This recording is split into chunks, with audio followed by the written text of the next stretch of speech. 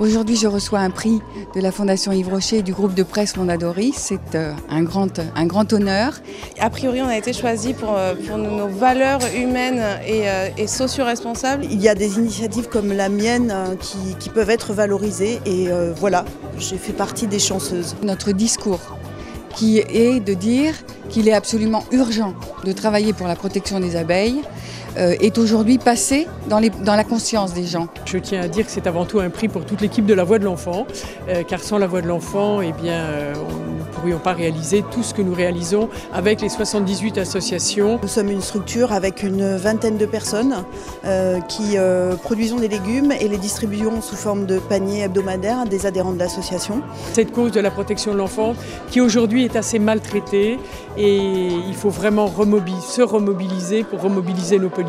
Une association qui met en relation les jeunes qui recherchent un logement avec les seniors qui proposent une chambre dans leur logement.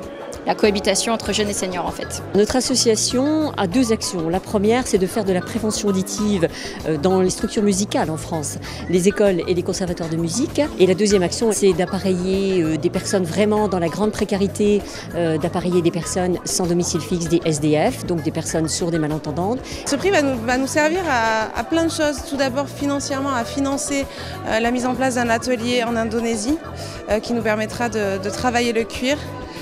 Et d'autre part, il va nous permettre aussi de valoriser ce savoir-faire qui est partagé entre le Brésil et la France et de le valoriser à l'étranger à travers notre participation à des salons internationaux de la mode. Nous allons poursuivre nos actions qui sont diverses.